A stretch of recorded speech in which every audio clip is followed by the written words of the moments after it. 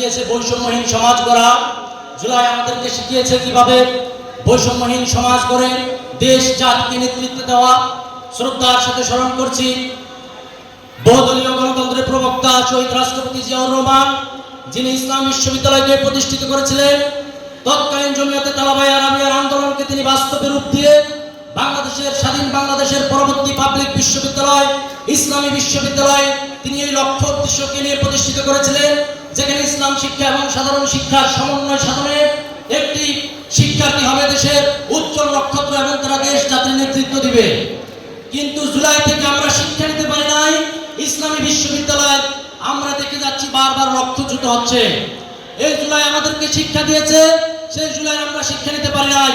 সেদিনের কথা এখন আমাদের স্মরণ হয়। 14 জুলাই 16 জুলাই কুষ্টিয়া শহরে যখন নেতৃত্ব দিয়েছিলেন আমার আব্দুল কাইয়ুম, সাজ্জাদুল্লাহ শেখ, উসমান গনি, সেখানে আমার তালাবার বেঁচে ইসলামী বিশ্ববিদ্যালয়ের শিক্ষার্থীদেরকে থানা থেকে সরিয়ে নিয়ে যখন আমরা একসাথে থেকেছিলাম, সেই ঐক্যবদ্ধতা আমাদের ভিতরে এখনো আছে। দেশ জনগণের সাথে আমরা এখনো থাকবো। মাফিয়ার ডন মাহবুবুল আলম এমপি আমার দুজন নেতাকর্মীকে তুলে নিয়ে গেছিল তিনার বাসায়। সেখানে আমার নেতাকর্মীরা এসে দেখলো যে বিদেশি অস্ত্র সরঞ্জাম বুলেটের সয়লাভ হয়েছিল তার বাসায়। সেই জুলাই শেষ করে আমরা আজকে দ্বিতীয় বর্ষ উদযাপন করতেছি। কিন্তু দুঃখের সাথে বলতে হয়, ইসলামী বিশ্ববিদ্যালয়ের স্বপ্নদ্রষ্টা মাওলানা মনিরুজ্জামান ইসলামাবাদী আজ পর্যন্ত তিনার নামে একটি আমরা আবাসন কিংবা একাডেমিক ভবনের নামকরণ করতে আমরা দেখি নাই। এটা কি জুলাই বৈষম্য নয়? এই বৈষম্যহীনতা আমাদেরকে কাটিয়ে উঠতে হবে। আজকে আমার ডিপার্টমেন্টের ছোট ভাই শহীদ সাজিদ আব্দুল্লাহ জুলাইয়ের সম্মুখ সারির যোদ্ধা ছিলেন। আমরা আজ পর্যন্ত তার খুনিকে ধরতে পারি নাই। আজকে আমার সমাজ কল্যাণ বিভাগের ম্যাম আসমা সাদিয়ার ম্যাম হত্যার শিকার হয়েছে, তার হত্যাকারীদেরকে আমরা ধরতে দেখি নাই, দৃষ্টান্তমূলক শাস্তির আওতায় আনতে আমরা দেখি নাই।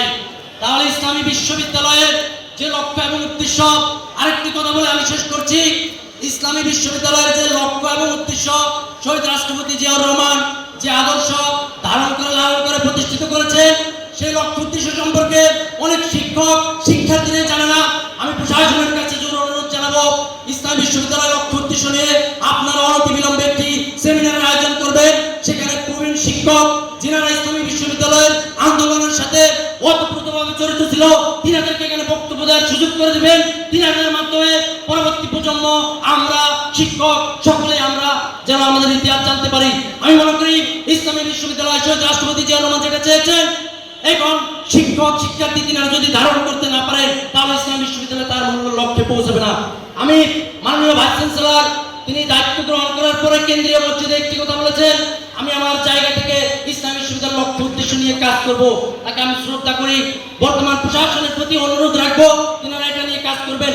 আমি মনে করি ইসলামী বিশ্ববিদ্যালয়ের লক্ষ্য উদ্দেশ্য বারবার ব্যাহত হয়েছে।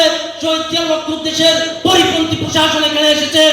আমি এবার বিশ্বাস করি তিনারা এই কাজটা বাস্তবায়ন করবেন। সকলকে ধন্যবাদ জানাই।